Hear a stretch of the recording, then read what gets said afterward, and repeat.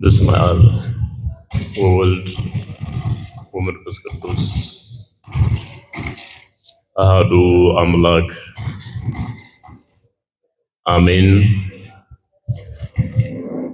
ክቡር መምህራችን የዚህ ቤተ ክርስቲያን ስብከተ ወንጌል ሊቃውንተ ቤተ ክርስቲያን፣ ካህናት አባቶቼ፣ ዲያቆናት ወንድሞቼ፣ በዚህ ማለዳ እግዚአብሔር በድንቅ መለኮታዊ ጥሪው የጠራችሁ አባቶቼና እናቶቼ፣ ወንድሞቼና እህቶቼ፣ ወጣቶች፣ ሕፃናት ሁላችሁ በወደደንና ባፈቀረን እስከ ሞት ድረስ ዋጋ በከፈለልን በልዑል እግዚአብሔር ፍጹም ሰላም እንደምን አደራችሁ? አሜን። ቅዱስ አምላካችን እግዚአብሔር ትላንትና የነበረ ቀዳማዊ፣ ዛሬም ያለ ማዕከላዊ፣ ነገም ዘመናትን ሁሉ አሳልፎ የሚኖር ዳህራዊ፣ ምስጋና የባህሪ ገንዘቡ የሆነ ቅዱስ አምላካችን እግዚአብሔር ስሙ የተመሰገነ ይሁን። እጅግ የምንወዳት እናታችን መዝገበ በረከት ድንግል ማርያም የደካሞች ምርኩዝ የባህሪያችን መመኪያ አምላክን ወልዳ የሰጠችን ስንጠራት የምትደርስልን እናታችን ድንግል ማርያም ስሟ የተመሰገነ ይሁን። ቅዱሳን ሁሉ እግዚአብሔር እንዳከበራቸው መጠን ክብርና ምስጋና ይድረሳቸው። እንደምን አደራችሁ? ቅዱስ የሰራዊት ጌታ እግዚአብሔር ሆይ በመከራና በጭንቀት ውስጥ ያሉ ወገኖቻችንን እንድትምርልን እኛንም ቢሆን ከብዙ መከራና ጭንቅ አውጥተህ ዛሬ አንተን እንድንሰማ ጆሮአችንን ላንተ እንድንከፍት ዓይኖቻችን ቀና ብለን በመስቀል ላይ የከፈልከውን ዋጋ እንድናስታውስ ቀራንዮን የመስቀሉን ጉልላት እየተመለከትን ብዙ ተስፋ የቆረጥንባቸውን ረጅም ዘመናት አንተ እነዛን ጊዜያቶች አሳልፈ ዛሬ በተስፋ ብርሃን እንድንረማመድ አድርገህናልና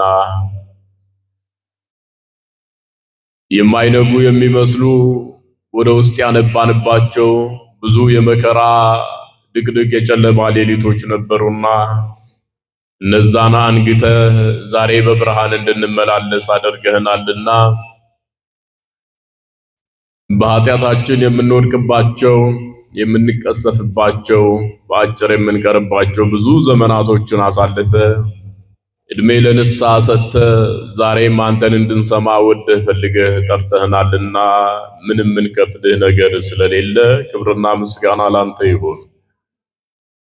ዛሬ እግዚአብሔር ቢወድና ቢረዳን አጠር ላለ ደቂቃ እንማማራለን። እግዚአብሔር ወዳጆቹን ይጠራል። እግዚአብሔር ወዳጆቹን ያስተምራል። እግዚአብሔር ወዳጆቹን በንስሐ ይመልሳል። መንፈሳዊ ብርታትና አቅምን ያድላል። ከዚያም እግዚአብሔር ለክብር ያበቃል። የኛ የመጨረሻው ጉጉታችን በእግዚአብሔር ቀኝ መቆም ነውና እግዚአብሔር የለመኑን እንዳይነሳን ቅዱስ ፈቃዱ ይሁንልን። ጌታም መጣና ተቆጣጠራቸው። በዚህ ርዕስ እግዚአብሔር እንደወደደ መጠን ብዙ አላቆያችሁም።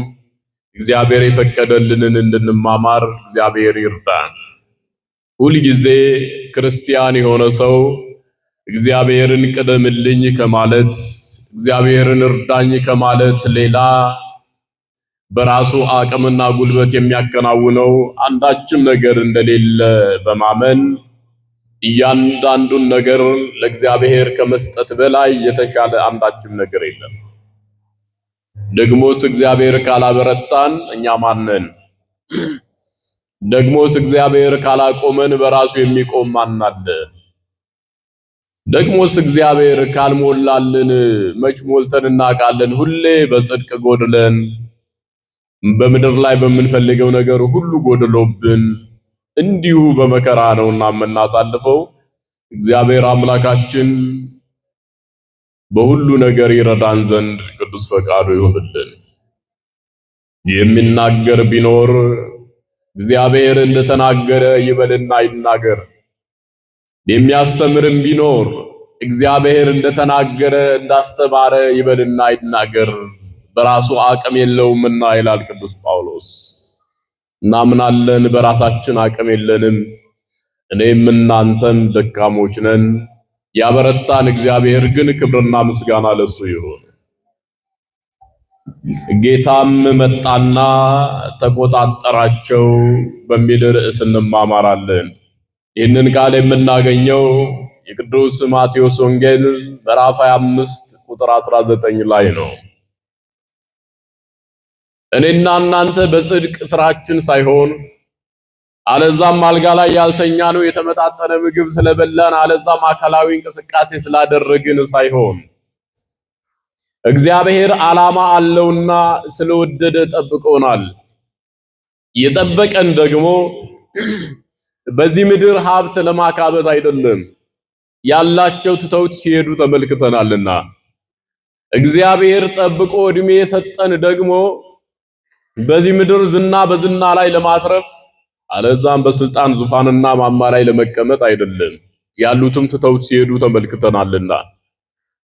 እግዚአብሔር ያስቀመጠን በጽድቅ ተመላልሰን የጽድቅ ካባ ደርበን ውስጣችንን እንደ ነጭ ሸማ አንጽተን የእግዚአብሔር ቤተ መቅደስና ዙፋን የሆነውን ሰውነታችንን ንጹህ አድርገን እግዚአብሔርና ወደ ልቤ ዙፋን ግባ ብለን ጋብዘን የመከራና የኃጢአት ጊዜያቶችን ረግመን እግዚአብሔር በቃ ካንተ ጋር መኖር ናፍቆኛል፣ የትላንትናው የኃጢአትና የበደል ዘመኔን እንዳላይ አይተህ አሳልፈኛል፣ ዛሬ ዝቅ ብዬ ከልቤ ተንበርክኬ ንስሐ ገብቼ ለኃጢአቴ መሪር እንባ አልቅሼ ካንተ ጋር ታርቄ እግዚአብሔር ሆይ ካንተ ጋር እኖራለሁ፣ በቃኝ፣ ዓለም ሸልችቶኛል፣ ካንተም ጋር ሆኜ የሚጎድልብኝ የለ፣ አብዝተህ ትባርከኛለህ እንጂ ይልቅስ በኃጢአትና በበደል በዓለም ውስጥ ብኖር የሚጎድልብኝ ብዙ ነገር አለ። የመጀመሪያው አንተን ማጣት፣ ሁለተኛው ነገር ደግሞ እግዚአብሔርን ካጡ ልትቋቋመው የምትችለው ነገር ሁሉ ልትቋቋመው የማትችልበት ደረጃ ላይ ይደርሳል።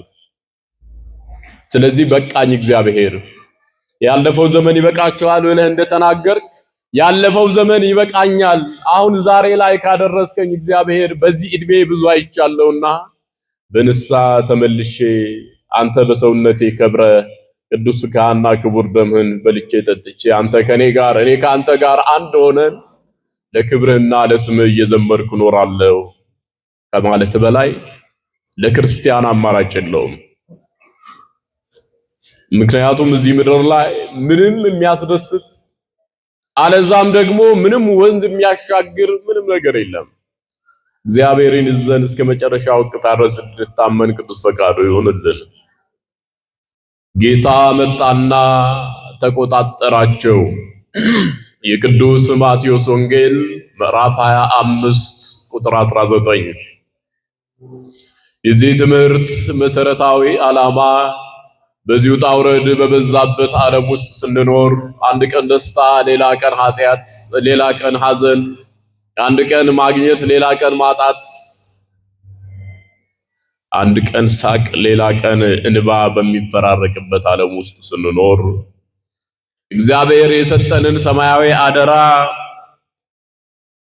ረስተን በምንኖርና አለዛም ደግሞ አደራውን ተቀብለን ከእግዚአብሔር ጋር በምንኖር ሰዎች ዙሪያ እግዚአብሔር መጥቶ የሰጠንን አደራ እንደሚረከበን ማስተማርና ማሳወቅ ይሆናል። ነገሩ እንደምን ነው ቢሉ አንድ ታላቅ ንጉሥ ነበረና ይህ ንጉሥ ወደ ሌላ ሀገር ለመሄድ አስቦ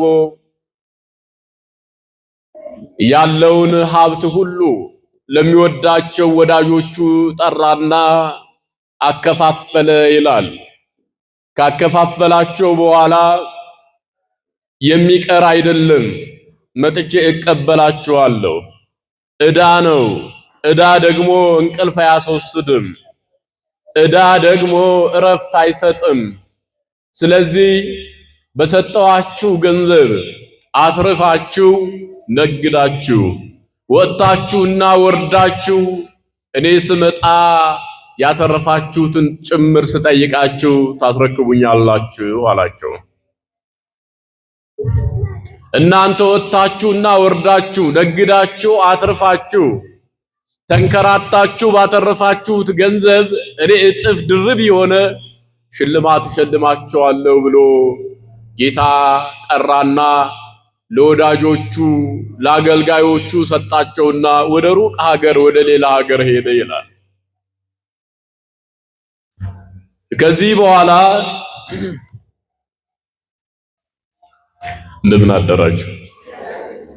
ከዚህ በኋላ ይህ ንጉሥ ወደ ሌላ ሀገር ጉዞ ጀመረ፣ ሄደ፣ ሌላ ሀገር ደረሰ። ረጅም ጊዜያቶችን ሰጣቸውና ነግደው እንዲያተርፉ አንደኛውን መጀመሪያ የጠራውን 5 መክሊት ሰጠው ይላል። ሁለተኛ የጠራውን 2 መክሊት ሰጠው። ሶስተኛ የጠራውን 1 መክሊት ሰጠው። እነዚህን ለ3 ሰዎች የተለያየ መክሊት ሰጣቸውና ይህ ንጉሥ ወደ ሩቅ ሀገር ሄደ። ረጅም ጊዜ ከቆየ በኋላ የሰጣቸውን መክሊት ይቆጣጠራቸው ዘንድ ጌታ መጣ ይላል። ባለፈው ዘመን ሳምንት ስለ ክርስቶስ መምጣት ቤተክርስቲያን ስታስተምረን ነበረ። ጌታ መጣ፣ ኢየሱስ ክርስቶስ ይመጣል።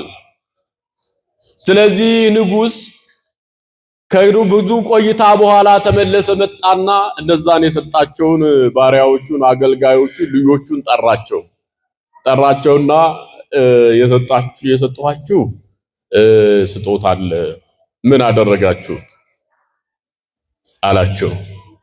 ባለ 5 መክሊት ተሰጥቶት የነበረ አትርፎ ነበረና ጨለማ ሳያግደው ፀሐይ ሳያደክመው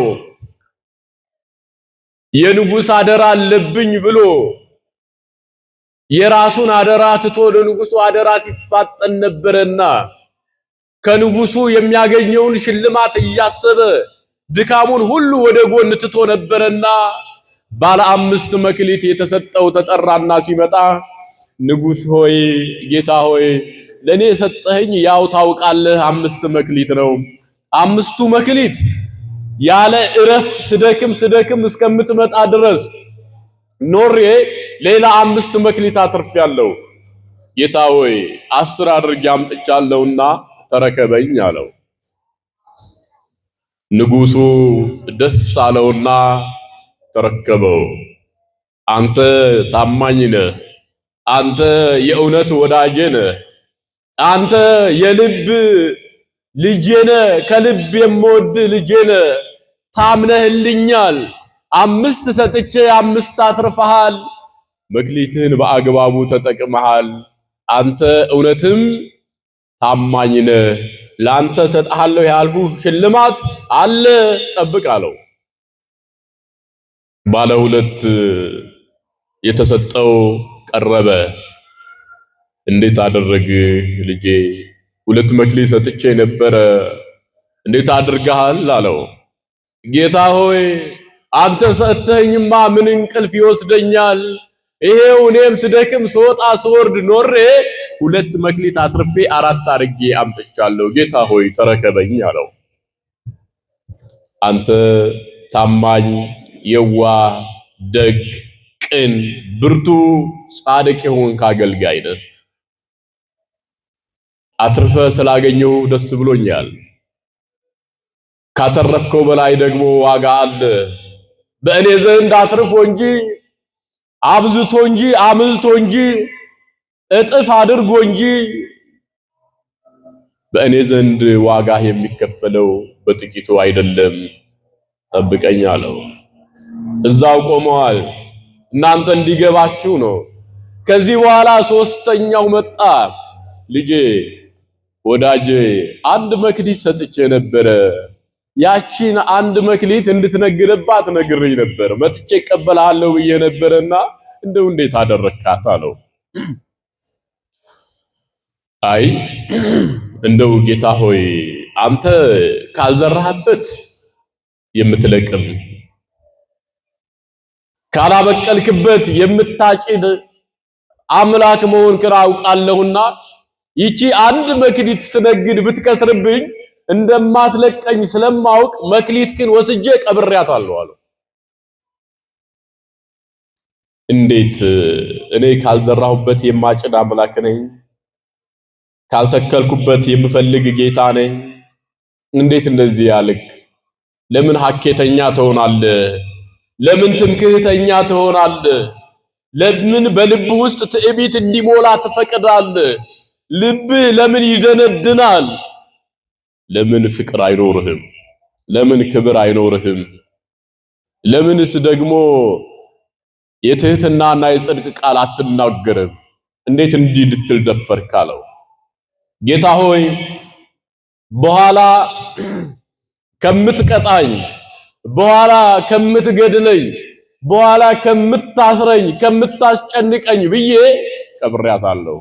አምጥቼ እሰጥሃለሁ፣ አንድ መክሊት ነው የምትፈልገው አለው። ንጉሱ የመክሊት ችግር አልነበረበትም። ወዳጆቹን ግን ለክብር ያበቃቸው ይሸልማቸው ዘንድ ወደደ፣ ፈቃዱ ሆነና ይህንን ነገር አደረገላቸው። መክሊት ሳይሰጥ አትርፎ መስጠት የሚችል ንጉስ ነው፣ ጌታ ነው። ነገር ግን መክሊት የሰጣቸው ይወዳቸው ነበርና ታማኝነታቸውንና እምነታቸውን ያረጋግጥ ዘንድ ፈቃዱ ሆነ። አመጣና የደበቃትን መክሊት አንድ መክሊት እንካ ያውልህ ተቀበለኝ፣ ከዚህ በኋላ አትከሰኝም፣ አትወቅሰኝም፣ ብጠፋ ግን ታስጨንቀኝ ነበር አለው። ንጉሱ አዘነ ይላል። አንተ እንድታተርፍ ብሰጥ ቀብረህ አስቀምጠህ ጠበቅኸኝ። አንደበትህን መልካም እንድትናገርበት ብፈጥርልህና ባቃናልህ አንተ ሰውን የምትወቅስበትና የምትሰድብበት አንደበት ሆነ። ስለዚህ አንተ ከእኔ ጋር ህብረት የለህም። አትርፈህ ባለመገኘትህ የመጀመሪያ ቅጣት ትቀጣለህ። ሁለተኛው ቅጣት እግዚአብሔር ለቅድስና በፈጠረው አንደበት የማይገባ ቃል ተናግረሃል። ለዛውም በንጉስ ላይ፣ ለዛውም በጌታ ላይ፣ በአምላክ ላይ። ስለዚህ ካንተ ጋር ህብረት የለኝም። ወደ ዘላለም የመከራ ጉድጓድ፣ የመከራ ቀንበር ወዳለበት፣ የእሳት ነበልባል ወደሚነድበት፣ ከሚያቃጥልህ እሳት እፎይ ብለህ የምታርፍባት አንድ ሰከንድ በሌለበት የሲኦል ንጉስ ወደ ነገሰበት ወደ ዘላለም የመከራ እሳት ትገባለህ የሚል ንጉሳዊ ቃል ሰማ። እግዚአብሔር ከዚህ ይጠብቀን። ድካማችን ከኔ ጋር ህብረት የላችሁም እንዳንባል ነው። ይህንን ቃል ሰማ። እነዛ ሁለቱ 4 አትርፎ የነበረውና 10 አትርፎ የነበረው በክርስቶስ ቀኝ ቆመዋልና፣ በጌታ በንጉሱ ቀኝ ቆመዋልና እናንተ ታማኞች፣ በጎ አገልጋዮች፣ ቅን ልቦና ያላችሁ፣ አንደበታችሁ የተቆጠበ፣ አንደበታችሁ የተገራ፣ አረማመዳችሁ ስርዓት ያለው የንጉስ ልጅ እንደሆናችሁ የሚገልጥ ብዙ ነገር ያላችሁ እናንተ ወዳጆቼ ናችሁና አብዝቼ ወዳችኋለሁ አለ። እግዚአብሔር አብዝቶ ይወደደን። ወዶማ ራሱን ሰጠን አይደል እንዴ? ወዶማ በቀራንዮ አደባባይ ላይ በመስቀል ቀኖት ተቸንክሮ የዓለምን ኃጢአት ሁሉ ያስወገደ እግዚአብሔር ወዶን አይደል እንዴ? ወዶማ ይቅር አለ ማረንና ዛሬም ዝም ብሎ እንዲሁ በእቅፉ አኖረን። ወደደን እንዲሁ የሚወደውን አንድያ ልጁን እግዚአብሔር ወልድን ወደዚህ ላከ። እግዚአብሔር አብ፣ እግዚአብሔር ወልድ እሺ ብሎ በአባቱ ፈቃድ መጣ። በቀራንዮ አደባባይ ላይ በደላችንን ተሸክሞ ኃጢአታችንን ሁሉ የኛን ስርየት እንድናገኝ አድርጎ ሞታችንን ሞቶ ትንሣኤያችንን አወጀልን። እንዲህ የወደደን አምላክ ክብር ለስሙ ይሁን። ምን ማለት እንችላለን? ስለ ክርስቶስ መውደድ ምን ማለት እንችላለን? ምንም አንልም። ወደደን እንዲሁ በቃ። እወዳችኋለሁ ብሎ እነዚህን ሁለቱን ነገራቸው። እናንተ የምትገቡበት ቦታ ማንም የማይገባበት የሰው እጅ ያልሰራው ጥበበኞችና ምድራዊ ፈላስፎች ምድራዊ ባለ ህንፃዎች ኢንጂነሮች ያልተሳተፉበት ለናንተ ለወዳጆች ያዘጋጀሁት የዘላለም የክብር ቦታ አለ ብሎ ነገራቸው። ደስ አላቸው። ያቺ አንድ መክሊት ነበረች። ከዛ ሰው ቀብሯት የነበረች የተመለሰች መክሊት ምን አለ? አምጡና ባለ 5 መክሊት ላለው ጨምሩለት፣ ለምን አትርፏልና። ላለው ይጨመርለታል፣ የሌለው ግን ያለውን ያጣል አለ። አሁን ይህንን ብዙ ጊዜ ሀብት ላይ ደምረን ቀጽለን የምንናገር ሰዎች አለን። ለሀብት አይደለም፣ ይሄ ለጽድቅ የተነገረ ቃል ነው። መክሊቱን ላተረፈ፣ እግዚአብሔርን ላከበረ፣ በሕገ እግዚአብሔር ለተጓዘ፣ ሥርዓተ ቤተ ክርስቲያንን ለሚጠብቅ፣ ራሱን ንጹሕ ላደረገ፣ ከእግዚአብሔር ጋር ቅርብ ግንኙነት ላለው ሰው የሚፈልገውን ነገር በምድር ያገኛል። ከእግዚአብሔር ጋር የሚያገናኘውን የጽድቅ መንገድ እግዚአብሔር ይከፍትለታል። የሚያመሰግንበትን ቃና እግዚአብሔር ያድለዋል። ጸጋውን እግዚአብሔር ያበዛለታል፣ ያከብረዋል። እግዚአብሔርም አብሮት ይሆናል ማለት ነው። ንጉሥ የተባለው ጌታ የተባለው እግዚአብሔር ራሱ ነው። ባለ 2 ባለ 3 እና ባለ 1 መክሊት እኔና እናንተ የሰው ልጆች ነን። ባለ 5 መክሊት የተሰጠው የቤተ ክርስቲያኒቷ ከፍታ ላይ ያሉ ቤተ ክርስቲያን የሾመቻቸው ቤተ ክርስቲያን ሕጓን እንዲያስፈጽሙ በእግዚአብሔር መንፈስ ቅዱስ የተመረጡ ቤተ ክርስቲያን መርጣ እውቅና የሰጠቻቸው ቅዱስ ፓትርያርኩ ሊቃነ ጳጳሳት ናቸው። ባለ 2 መክሊት ተብለው የሚጠሩት ካህናት ሊቃውንት ናቸው። መምህራን ዲያቆናት ናቸው። ታዲያ ምእመን ባለ 1 መክሊት ነው ወይ እንዳትል፣ ታዲያ ምእመን ባለ 1 መክሊት ከሆነ ባለ 1 መክሊቱ አላተረፈም፣ ቀብሯል። ሁሉም ምእመን አያተርፍም ወይ? ሁሉም ምእመን ኃጢአተኛ ነው ወይ እንዳትሉኝ፣ ተሰጥቶታል፣ ማትረፍ ይችላል። ተሰጥቶታል፣ መነገድ ይችላል። ባለ 1 ተሰጥቷቸው ምእመናን ባለ 5 አድርገው አክብረው ለእግዚአብሔር ያቀረቡ ብዙ ናቸው። ባለ 2 ተሰጥቷቸው ምእመናን ባለ 1 ተሰጥቷቸው ምእመናን ባለ 4 አድርገው ባለ 5 አድርገው አትርፈው ያቀረቡ ምእመናን ብዙ ናቸው። ራሳቸውን ለእግዚአብሔር የሰጡ ምእመናን፣ በየገዳማቱ የሚንከራተቱ ምእመናን፣ ገንዘባቸውን ለቤተ ክርስቲያን የሚያውሉ፣ ቤተ ክርስቲያን የሚያሳንጹ፣ አስራት በኩራት የሚያወጡ፣ ዝክር የሚያዘክሩ፣ የሚጾሙ፣ የሚጸልዩ፣ ንስሐ ገብተው ዕለት ዕለት ስለራሳቸው ብቻ አይደለም ስለ ሀገር የሚያለቅሱ ምእመናን ጥቂት አይደሉም። እነዚህ አትራፊ ናቸው። እነዚህ ወደ ዘላለም የደስታ ቦታ ግቡ የተባሉ የምእመናን ምሳሌ ናቸው። ስለዚህ ባለ 5 እና ባለ 2 የተሰጣቸው 10 እና 4 አድርገው ያቀረቡት የእግዚአብሔር ባለሟሎችና ወዳጆች ወደ ዘላለም የደስታ ቦታ የብርሃን አምድ ወዳለበት የእግዚአብሔር ክብር ያለ እረፍት ወደሚነገር ወደሚዘመርበት ምስጋና ምግብ መጠጥ ወደሆነበት ወደ እግዚአብሔር መንግስት ግቡ ብሎ እግዚአብሔር ጌታቸው አዘዛቸው ይላል። እግዚአብሔር ለክብር ያብቃን። እግዚአብሔር ለመንግስቱ ያብቃን። አዘዛቸው፣ ግቡ ብሎ አዘዛቸው። ደስ ብሏቸው ጌታ ሆይ እኛ እኮ የነገድነው በዚህ ምድር የምትሰጠን ያለ መስሎ ነበረ፣ በሰማይማ ከሰጠህን ጌታ ሆይ ደስታችን ፍጹም ሆኗል፣ እናመሰግንሃለን እያሉ ወደ ዘላለም የክብር ቦታ ገቡ ይላል። ምንናፍቃት ይችል ነው። ተመቸህም አልተመቸህም፣ አለህም የለህም፣ ምንም ሁን ምን እግዚአብሔርን አመስግነ አክብረ በተዋህዶ እምነት ኖረ ንስሐ ገብተ ክርስቶስን ሥጋና ደም ተቀብለ ወደ እግዚአብሔር መጠራትን የመሰለ ነገር የለም። ያመኑም ይሞታሉ፣ ያላመኑም ይሞታሉ። ሞት ግን ላመኑት እረፍት ነው፣ ላላመኑት ግን መከራ ነው። አያችሁ በእውነተኛይቱ ሃይማኖት ያሉም እግዚአብሔርን የሚወዱትም የሚወዳቸውም ይሞታሉ። ያላቸውም ይሞታሉ፣ የሌላቸውም ይሞታሉ። የሚሄዱት ግን በአንድ አይነት መንገድ ነው። የሚቀበሩት ግን የተመቸውም ያልተመቸውም የት ነው? መሬት ላይ ነው። እሱም እግዚአብሔር ከፈቀደ ነው።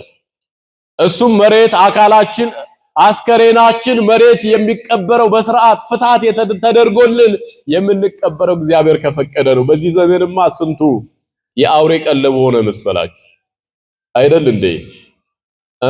ስለዚህ ያለውም የሌለውም የተሾመውም የተሻረውም የተማረውም ያልተማረው ሁሉም ይሰናበታታል፣ ይሄዳል። ነገር ግን ሌላ ዓለም አለ።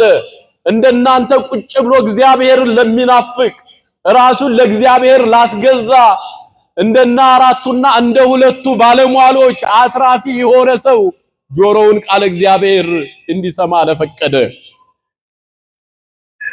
እግዚአብሔር ዓላማው አፈጣጠሩ ጆሮአችንን ዓለማዊ ነገር እንድንሰማበት አይደለም፣ የጦርነት ዜና እንድንሰማበት አይደለም። ጆሮ ቃል እግዚአብሔር እንዲሰማ እግዚአብሔር ወደደና ፈቀደ። ገብቶሃል? አፍንጫ የዕጣኑን ጣዕም እንዲያሸት፣ ዓይንህ ቀራንዮን እንዲመለከት፣ ቅዱስ መጽሐፍ እንዲያነብ፣ እግሮች ወደ እግዚአብሔር መቅደስ እንዲመላለሱ፣ እጆች ምጽዋት እንዲመጸውቱ፣ ለክብሩ እንዲያሸበሽቡ እንዲያጨበጭቡ፣ አንደበት አእምሮ ቅን ሆኖ የእግዚአብሔርን መግቦት ሀልዎት ጠብቆቱን እንዲናገር እንዲያመሰግን እንዲያሰላስል እንዲያስታውስ እግዚአብሔር እነዚህን ሁሉ ለዓላማ ነው የፈጠራቸው፣ ለራሱ ዓላማ። እግዚአብሔር እኮ መጀመሪያ ያለው የሰው ልጅ እንፍጠር ካለ በኋላ ክብራችን በሰማይ ተወስኖ እንዳይቀር የሰው ልጅ ለምስጋና ይፈጠር እያመሰገነ ከኖረ በኋላ ክብራችንን ይወርስ ዘንድ ፈቅደንለታል ነው ያለው። እንደ ሰው ልጅ ክቡር የለም፣ እንደ ሰው ልጅ ከፍታ ላይ ያለ የለም። እግዚአብሔርን የሚመስል የሰው ልጅ ከፍጥረታት ሁሉ እግዚአብሔር ወዶ በመልኩና በአርአያው የፈጠረው የሰው ልጅ ፈቃደ እግዚአብሔርን ለመፈጸም ግን የሚደክም የሚዝል እግዚአብሔር እያበረታው እንኳን አጥብቆ እንዳይበረታ የሚሸሽ የሰው ልጅ ነው። ግን እግዚአብሔር ዛሬም በምህረቱ ዛሬም በይቅር ባይነቱ ጠብቆናልና ይሄ ሁሉ መከራ በዓለም ላይ ሁሉ መጠላላት ዓለም ላይ ያለ ይሄ ሁሉ መገዳደል ያለ እግዚአብሔር ወዶ በቤቱ ያኖረን አምላክ ስሙ የተመሰገነ ይሁን። ከዚህ በላይ መመረጥ የለም። ልንገራችሁ፣ ለእናንተ መመረጥ ምን እንደሆነ ባላውቅም ቅዱስ ጳውሎስ መመረጥና መጠራት ምን እንደሆነ አንደኛ ቆሮንቶስ ምዕራፍ 1 ቁጥር 26 ላይ እንደዚህ ይላል፣ ወዳጆቼ ሆይ መጠራታችሁንና መመረጣችሁን ተመልከቱ ይላል። ብዙዎች ኃያላን የሆኑ ብዙዎች ጥበብ ያላቸው ብዙዎች ገንዘብ ያላቸው ብዙዎች ዝናን የተጎናጸፉ ከኛ በላይ ማንም የለም ብለው የሚመጻደቁ ባላቸው ነገር እግዚአብሔርን የሚገዳደሩ አልተጠሩም ማለት። መጠራት ምንድነው? የእግዚአብሔር ጥሪው ለዓላማ ነው። እኔ በዚህ ማለዳ ተሰብስባችሁ የመጣችሁት ተጠርታችሁ ነው። በእርግጠኝነት የምነግራችሁ እግዚአብሔር ሲጠራ ለክብር ነው። እግዚአብሔር ሲጠራ ለባለሟልነት ነው። የእግዚአብሔር ጥሪ ለምድራዊ ነገር ብቻ አይደለም፣ ዓላማው ለሰማያዊ ነው።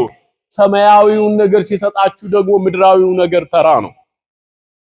አስቀድማችሁ አይደል እንደሚለው እሱ መቅደመ መንግስቶ ጽድቆ፣ አስቀድማችሁ መንግስትና ጽድቁን ፈልጉ፣ እግዚአብሔር ሆይ ማረኝ በሉት መጣችሁ ስትለምኑ፣ እግዚአብሔር ሆይ እባክህ መጨረሻዬን አሳምርልኝ በሉት መጣችሁ ስትለምኑ፣ እግዚአብሔር ስትማጸኑ ጌታ ሆይ በመጨረሻው ሰዓት በመጨረሻው ቀን አደራህን ጌታ ሆይ በቀኝህ አቁመኝ፣ የበደልኩት በደል ብዙ ነው፣ የሰራሁት ኃጢአት በቃል የማይነገር ነው።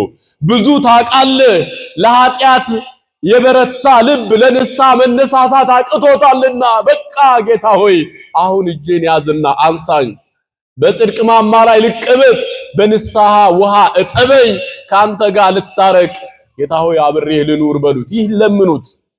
ገንዘብ አትለምነው እንደመጣ። እግዚአብሔር ምኑ ነው ገንዘብ? እንደመጣ ዝም ብሎ ምድራዊ ነገር አትለምነው። መጀመሪያ ጽድቅና መንግስቱን ለምኑ፣ ሌላው ሁሉ ይጨመርላችኋል አለ። ሌላው ሁሉ ማለት ተራ ነገር ነው ምድር ላይ። አሁን ምድር ላይ በጣም የሰው ልጅ እርስ በርሱ የሚያበላላ የሚያገዳድል ገንዘብ ነው። ገንዘብ ምንድነው? ለክርስቶስ ምንድነው? የምትፈልገውን ነገር ሁሉ እግዚአብሔር በመጠን በልክ ያደርግልሃል። ከዚያ በኋላ ግን እግዚአብሔር በልክ በመጠን ያደረገልህን ነገር እያመሰገንክ መኖር ነው። እንድናመሰግን እግዚአብሔር እርዳን። ብዙ አድርጎልን አመስጋኝ ልብ አጥተናል።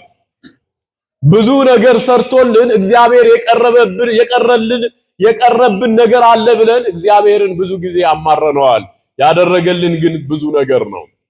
ስለዚህ መጀመሪያ ጽድቁንና መንግስቱን ፈልጉ። ስትመጡና ስትለምኑ እግዚአብሔርን መጀመሪያ ለነፍሳችሁ ለምኑት። ግድ የለም የሥጋችሁንም ለምኑት። መጀመሪያ ግን ጌታ ሆይ ማረኝ በሉት። አንዳንድ ሰው እንደመጣኩ ጌታ ሆይ ምን አድርጌህ ነው? ጓደኛዬ ቤት ገዝቶ መኪና የነዳ ስራ ይዞ አምላክ ሆይ ምን አድርጌህ ነው ምንላለን።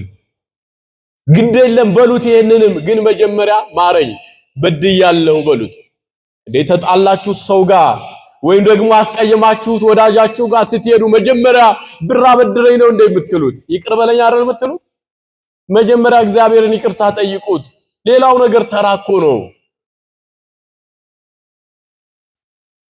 የሚጠቅመንን ደግሞ እግዚአብሔር ስለሚያውቅ በሚጠቅመን ልክ የሚያኖረን አምላክ እሱ ነው። እግዚአብሔር ሁሌ ትክክል ነው። በሚጠቅመን ልክ የሚያኖረን እሱ ነው። አለዛ እኮ በሚሰጠን ገንዘብ ስንቱ ያላግባብ ባገኘው ገንዘብ ስንት ሰው የድሃ እንባ እንዳለበት ታውቃላችሁ? እጁ ላይ የስንት ሰው ነፍስ እንደጠፋበት ታውቃላችሁ? እግዚአብሔር እኮ ነው የሚያውቀው። ስለዚህ እግዚአብሔር የማይገባ ነገር ለኛ አይሰጠንም። የሚረባንን የሚጠቅመንን ነገር እግዚአብሔር ለኛ ሰጥቶን ከእቅፉ ሳንወጣ እንድንኖር የሚፈልግ አባት አለን። እግዚአብሔር በእቅፉ ያኖረን። ስለዚህ ምን አለ? ያችን አንድ መክሊት 2 እና 4 ያተረፉ ነበር፣ 5 እና 2 ያተረፉ ነበሩና ባለ 5ቱ ላይ ጨምሩለት አለ። ተጨመረ። ያ ንጉስ እግዚአብሔር ነው። እኔና እናንተ ካህናት፣ ሊቃነ ጳጳሳት፣ እነሱ ደግሞ ባለ 5 መክሊት አትራፊዎች ሊቃነ ጳጳሳት ናቸው። ባለ 2 መክሊት ካህናት አገልጋዮች ናቸው። ባለ 1 መክሊት ምእመናን ናቸው። ነገር ግን ምእመናን 1 መክሊት ተሰጥቷቸው አብዝተው አትርፈው ለእግዚአብሔር የሚያቀርቡ አሉና እነሱ በእግዚአብሔር ዘንድ የተወደዱ ናቸው። ቤታቸው ይባረክላቸዋል። የለመኑት ሁሉ ይሰማላቸዋል። ሰለሞን አንድ ነገር ልንገራችሁ ስለ ልመና። ሰለሞን የዳዊት ልጅ ነው። በገባዖን ሜዳ ላይ መስዋዕት ሊያቀርብ ለእግዚአብሔር ሊያቀርብ መስዋዕት ሄደ። መስዋዕት አቀረበና ለእግዚአብሔር ድካም ተሰማው ይላል። ሲደክመው ቀኑ መሸና አረፈ፣ ተኛ። ከዚህ ጊዜ እግዚአብሔር ባቀረበው መስዋዕት በሰለሞን ደስ አለውና ሰለሞን ያቀረብከው መስዋዕት የሚያስደስት ነው፣ ልብ ንጹህ ነው፣ አንደበትም የተቃና ነው፣ ፈሪሃ እግዚአብሔር በውስጥህ አለ።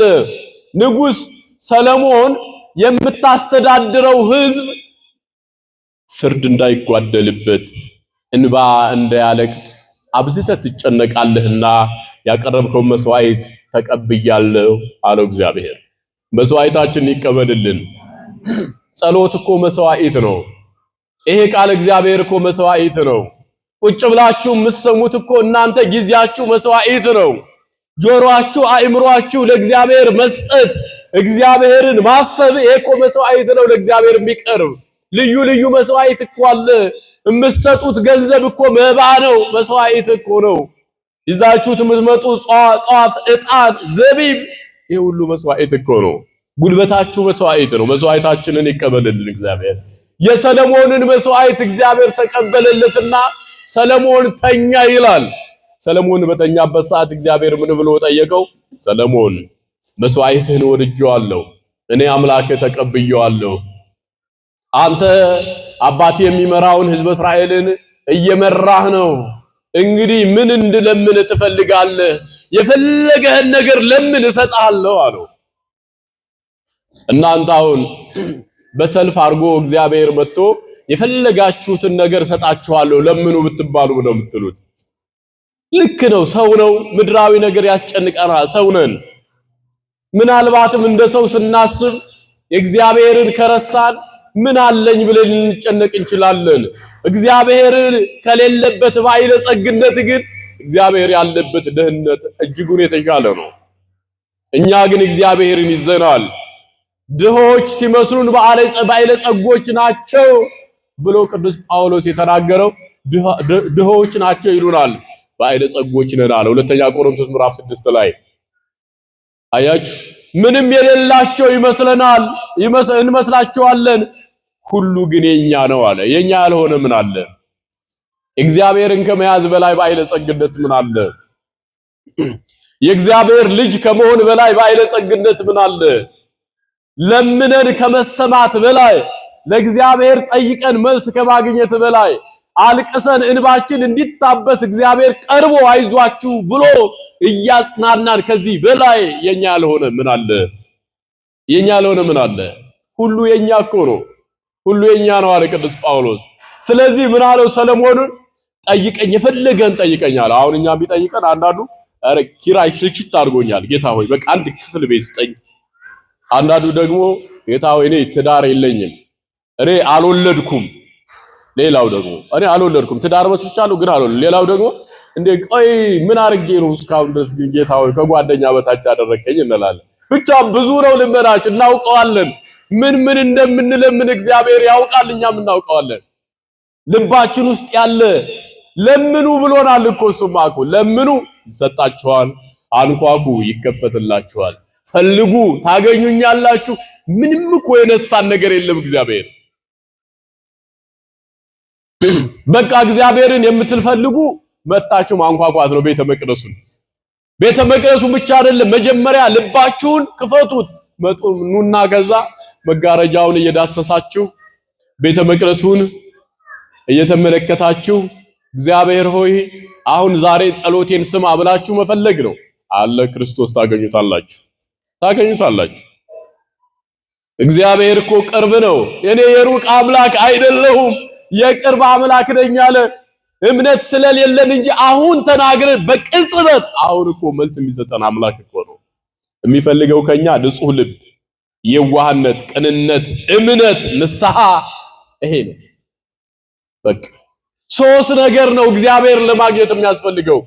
የመጀመሪያው ፍጹም ቂም በቀል የሌለው ሰው፣ የዋህ ሲበደል ይቅር የሚል ሲበድል ይቅርታ የሚጠይቅ አውቆ የማይበድል የመጀመሪያው ሰው እግዚአብሔር አጥብቆ የሚፈልገው የዋህ ሰው አሁን ያልኳችሁ ነው። ቅሩብ እግዚአብሔር ለየዋነ ልብ፣ እግዚአብሔር ልባቸው የዋህ ለሆነ፣ እግዚአብሔር ልባቸው ውስጥ ቂም ላላረገዙ፣ እግዚአብሔር ልባቸው ውስጥ ቂም በቀል አንግበው ለማይመላለሱ ሰዎች ቅርብ ነው አለ እግዚአብሔር።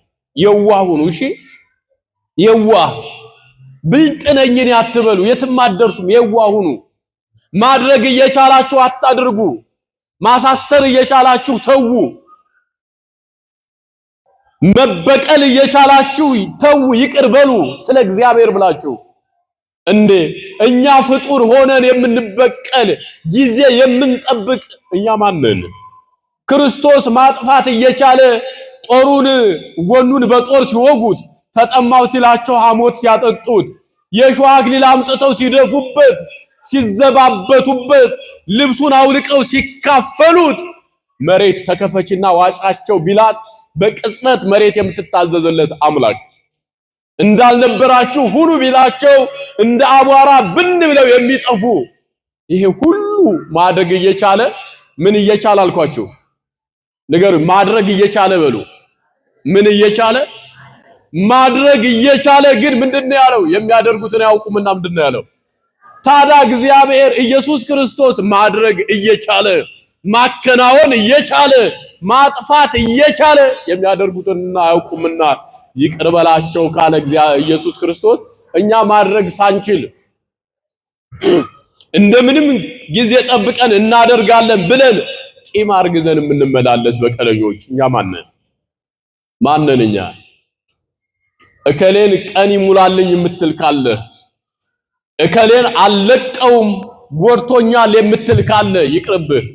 በቀል የእኔ እንጂ የእናንተ አይደለም ይላል እግዚአብሔር። አትበቀሉ። የመጀመሪያው እግዚአብሔር የሚገኝበት መሰረቱ የዋህ መሆን ነው። በቃ የዋህ አረ ያልፋል ተውት በቃ ማለት ያልፋል ተውት። ይሄ እኮ ነው። እኔ እናትና አባቴ አንዳንድ ጊዜ አባቴ ኃይለኛ ነው። ከረር ሲል እናቴ ተው እባክህ ያልፋል እኮ አጥፍቶ እንኳን ጎረቤት ተው በቃ ይሄ እኮ እንዲሆኗል አላጠፋም እንዲህ ተሳስቶ ነው እንዲበሉ እናቶች። እንዴ አንዳንድ እናቶች እኮ ምንድነው አንዳንድ ሴቶች እኮ ባላቸውን በቃ ወንድ እስከማይመስላቸው ድረስ እንደ ሴት እየተናገሩ የግድ እንዲጋደል እንዲሞት እንዲጣላ የሚያደርጉ አሉ። አብራጅ ሁኑ፣ ነገር አብርዱ፣ ይቅርባይ ሁኑ። ማድረግ እየቻላችሁ ስለ ክርስቶስ ወላችሁ ተው። የመጀመሪያው ይሄ ነው። ሁለተኛው ክርስቶስ የሚገኝበት ንስሐ መግባት ነው። በቃ ስለ ትላንትናው በደል እግዚአብሔርን ከልብ ተንበርክኮ ይቅርታ ጠይቆ ማረኛ አምላክ ሆይ ዳግመኛ ላልበድል ቃል እገባለሁ፣ ግን አንተ አበርታኝ፣ ብበድልም እንኳን ደግሞ እድሜ ከሰጠኝ እመለሳለሁ። አዎ ጻድቅ 7 ጊዜ ይወድቃል 7 ጊዜ ይነሳል አይደል እንዴ? ዳዊትም እኮ እስመ አንተ ተአምር ድካሞ ለሰብ፣ ጌታ ሆይ የሰውን ድካም አንተ ታውቃለህ፣ ታዲያ ብንበድልስ ወዴት እንሄዳለን? ይልቅስ ማረን እዚሁ እናለቅሳለን ነው ያለው ዳዊት። ሁለተኛው ንስሐ መግባት። ሶስተኛውና የመጨረሻው ማህተብ የክርስቶስ ሥጋና ደም ነው። ሶስት ነገር ብቻ አድርጉ። የመጀመሪያው የዋህ ሁኑ። በመንገዳችሁ፣ በኑሯችሁ፣ በህይወታችሁ፣ በስራችሁ የዋህ ሁኑ። አትበቀሉ። ከተበደላችሁም እግዚአብሔር ይሞላዋል በሉና ይቅር በሉ። ከበደላችሁም አውቃችሁ አትበድሉ፣ ከበደላችሁም ይቅርታ ጠይቁ። የመጀመሪያው። ሁለተኛው ምንድነው አልኳችሁ? ንስሐ። ምንድነው አልኳችሁ? ንስሐ። ሶስተኛው የክርስቶስ ሥጋና ደም ነው። ከዚህ በኋላ የክርስቶስን ሥጋና ደም ከበላ ከጠጣ በኋላ እግዚአብሔር ካንተ ጋር፣ አንተ ከእግዚአብሔር ጋር አብረህ አንድ ትሆናለህ። ከዚህ በኋላ ከክርስቶስ ጋር መኖርን የሚያክል ደስታ የለም። ከክርስቶስ ጋር መኖርን የሚያክል ክብር የለም። ዘበለዐ ሥጋዬ ወሰተየ ደሜ ወሕይወት ዘለዓለም የሚለውን ቃል የሰማ አንድ አመፀኛ ወንበዴ ነበረ። እንደምን አደራችሁ? የሰው ሚስት የሚያፋታ፣ የሰው ገንዘብ የሚሰርቅ፣ የሰው ደም የሚያፈስ አመፀኛ ወንበዴ ነበረ። ይሄ ወንበዴ አንድ ቀን ቤተክርስቲያን ሄዶ ሲያልፍ ሥጋዬን እየበላ ደሜን የጠጣ የዘላለም ሕይወት አለው፣ በኋለኛውም ዘመን አስነሳዋለሁ የሚለው ቃል ሲነገር ሰማና ቆም ብሎ ማዳመጥ ጀመረ። የዚህን ጊዜ ምን አለ? ታመመ ይላል። ድንገት ታመመና ይሄ ሰውዬ አልጋ ላይ ዋለ። እባካችሁ ንስሐ አስገቡኝ፣ እባካችሁ ንስሐ አባት አምጡልኝ ብሎ ንስሐ አባት በቁሙ አልነበረውምና መማፀን ጀመረ። ካህናት በሥርዓተ ቤተ ክርስቲያን መሰረት አልጋ ላይ ለዋለ ሰው ንስሐ ሄደው ይሰጣሉና ካህን ሄደና ንስሐ እንዲገባ ኃጢአቱን ተናዞ አደረጉትና ኃጢአቱን ተናዞ ንስሐ ገባ። በቁሙ ቀኖና መጨረስ የነበረበት ሰው ነበረ። ከተኛ በኋላ ንስሐ ፈለገ። በቁማችሁ ታጠቡ፣ በቁማችሁ ንጽት በሉ፣ በቁማችሁ እግዚአብሔርን ፈልጉት። ሁሉ ነገር እያላችሁ እግዚአብሔርን ናፍቁት። ከሌለህማ ከወደቅህ አቅም ካነሰ አልጋ ላይ ከዋልክ ከተሰበርክማ የት ትሄዳለህ? አይደል እንዴ? ስለዚህ ይሄ ሰው ንስሐ ገባና እኔ የክርስቶስን ሥጋና ደም መቀበል አለብኝ እፈልጋለሁ አለ። ንስሐ ገብቷልና ካህናት ምን አደረጉት? የክርስቶስን ሥጋና ደም በአልጋ አምጥተው አቀበሉት። የዚህን ጊዜ ነበረና ስጋና ደሙን ተቀብሎ እንደጨረሰ ጌታ ሆይ የሰማዋት አንዲት ቃል አለች አለ። እሷ ምንድነች መሰለ? ስጋዬን የበላ ደሜን የጠጣ የዘላለም ሕይወት አለው፣ በኋለኛውም ዘመን አስነሳዋለሁ ብለሃል። እኔ አሁን ንስሐ ገብቻለሁ። በቁሜ መግባት ነበረብኝ፣ ተኝቼ ነው የገባሁት።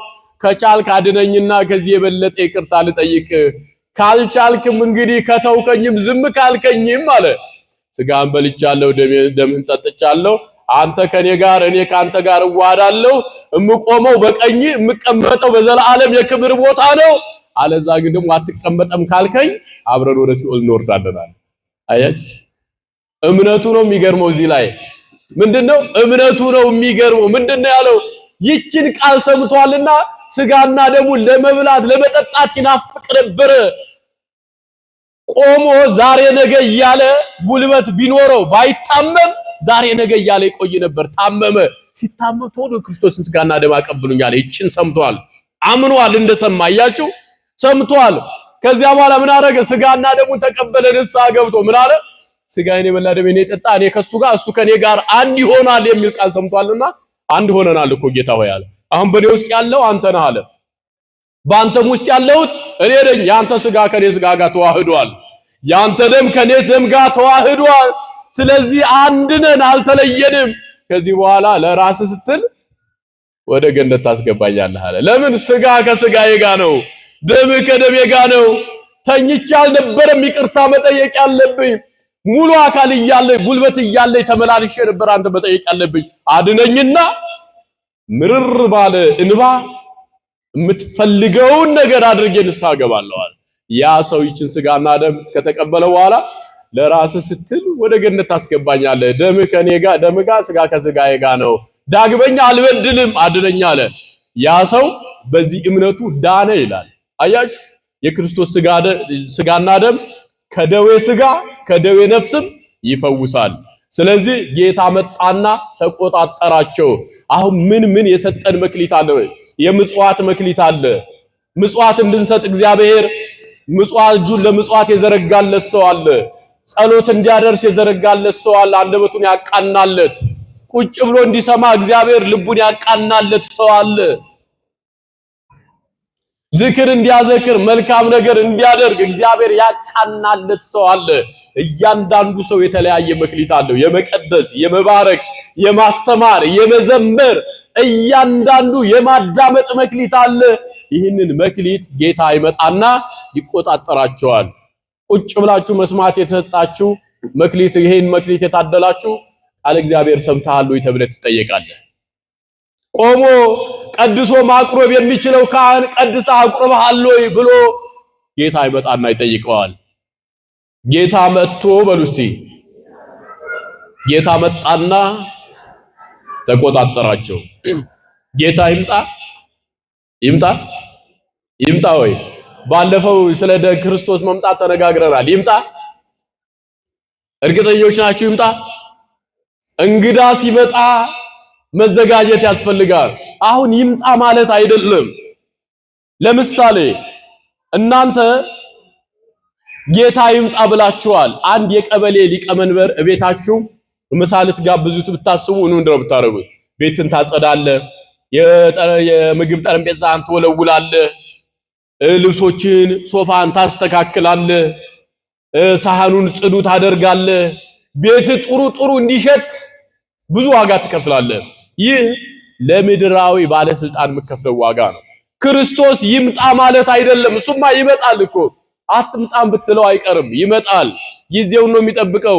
ለምድራዊ ባለስልጣን ቤትክን ይህንን ያክል አጸዳርተህ ከጠበቀው፣ እንዳትሰደብ ዋጋ ከከፈልክ፣ ለሰማያዊ ንጉስ ለክርስቶስ ሞቶ ላዳነህ ለአምላክህ ለአባትህ ልብስህን አጽድተሃል፣ ሰውነትህን አጥበሃል እና የምትለው አምላክ የት ያርፋል? እሱ ሲመጣ ቆሻሻ ቦታ አይደለም፣ ንጹህ ነገር ነው የሚፈልገው። የምታጸዳው ደግሞ ያለህን የምትኖርበትን ቤት ሳይሆን ራስህን ሰውነት ነው። የሚጸዳው በንስሐ ነው። አየው። ስለዚህ አጽዱ፣ ሰውነታችሁን ንጹህ አድርጉ። ክርስቶስማ ናም ብንለው ይመጣል። አትምጣም ብንለው ይመጣል። ጌታ መጣና ተቆጣጠራቸው። እያንዳንዷን ነገር እግዚአብሔር የሰጠንን የእያንዳንዷን መክሊት እግዚአብሔር ይጠይቀናልና አምላካችን ጌታችን እሱ ሲመጣ አትርፈን ወደ ዘላለም የደስታ ቦታ ግቡ እንድንባል እግዚአብሔር በቸርነቱ ይርዳን። በርቱ፣ አይዟችሁ፣ ጠንክሩ ያልኳችሁን 3 ነገር አድርጉ። ቂም በቀል አይኑርባችሁ። ንስሐ ግቡ፣ ስጋና የክርስቶስ ስጋና ደም ተቀበሉ። ያስተማረን አምላክ ክብር ለስሙ ይሁን። ይቆየን።